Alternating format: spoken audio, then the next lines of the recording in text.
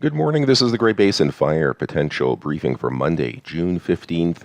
We've had lots of lightning strikes occurring across much of southern Utah and southeast Nevada over the weekend. Now we have building heat, dryness, and some winds expected over many of these areas, so that's going to be an added risk. In addition, a weak low pressure system approaches late in the week, maybe promising some more lightning for parts of northwest Nevada and southwest Idaho by Friday. So quite a bit going on weather-wise, and overall, that fire danger will continue increasing because we are going to see warming and drying this week.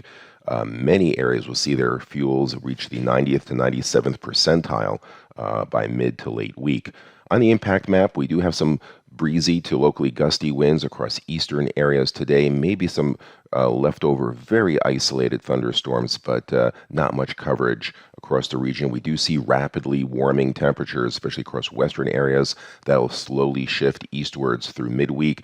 We also see some short waves dropping down across northern and eastern areas, bringing periodic gusts of winds of 30 to 40 miles an hour to parts of Idaho and eastern Utah as we go through Tuesday and Wednesday. And the southern tip of these areas in Utah did see quite a bit of lightning over the weekend, and there's some new fire starts as well.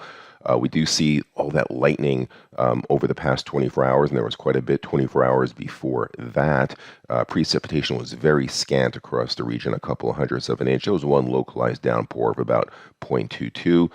But overall, over the past 7 days before that, it has been pretty bone dry across many of those areas. You can see here on the map, lots of new fire activity without lightning, as was expected. We had high risk for that area, and now we see about a dozen or so new starts. A couple of other fires outside the lightning belt popping up. These are a couple of hundred acres up in the upper Snake River Plain, or I should say the lower Snake River Plain. And overall, the flash drought 3-month index continues to flash quite a bit of severe to extreme drought signals across southern and central areas. For the lighter fuels, 10-hour fuel moistures will be dropping today. We see a lot of them in that 4 to 5% range across a good portion of southern and central areas. The ERC percent map, the point map definitely shows a lot of these oranges, to keep in mind, are 90th to 97th percentile, and these reds here are above the 97th percentile. Even these clear areas are 80th to 90th percentile. So you see those drier conditions now pushing well up into Idaho. I'll look at a couple of areas. We'll start with where we had the lightning down in southern Utah here on the bottom, and the ERC's dropped a little bit, but you see during the week they are going to be rising to above the 97th percentile. So again, that's going to be a big concern. Also, fuels getting up above the 90th percentile in parts of the Snake River Plain, where we do expect a couple of episodes of winds. Looking at conditions weather-wise, high pressure, Pacific high pressure, building in over the next 3 days, mostly dry conditions, and this little kink here, this northwest flow, is going to bring in gusty winds for parts of Idaho and eastern Utah, especially by midweek.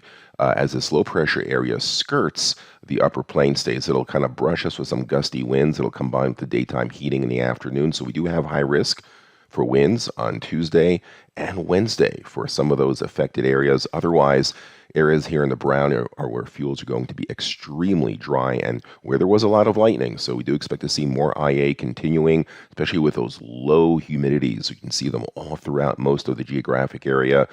A little locally breezy, maybe 10 to 20 mile an hour winds in some of those lightning areas today, but you see the winds increasing Tuesday and Wednesday across a lot of areas.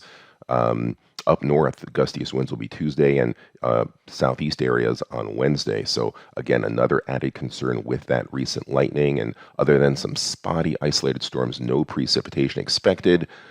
Later in the week, seasonable conditions. We're watching this weak low pressure area on Friday. It doesn't look like much, but it's enough to destabilize the atmosphere and see little specks of green here to bring some isolated to scattered thunderstorms with minimal rain over parts of northwest Nevada and southwest Idaho. And a lot of these fuels are going to be above the 90th percentile, so that's a big concern as we head into next weekend. There could be some breezy winds with this next low pressure area. We see those low humidities continuing in most areas, maybe coming up a little bit Friday and Saturday with that light precipitation, but you see the winds getting a little breezy in parts of Nevada and southern Utah where we have some of those new starts, and then some stronger winds across parts of Idaho and Nevada and Utah on Saturday. Precipitation Friday, that's going to be our concern. There'll be a mix of wet and dry, but could be widespread enough where there could be new ignitions. That threat could linger on Saturday.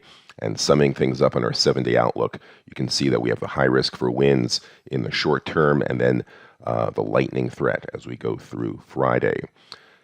6 to 10-day outlook looks like the heat builds across many areas, especially northern areas of our region in Idaho and up into the Pacific Northwest, with near normal to below normal precipitation expected. This concludes our briefing. Have a great day.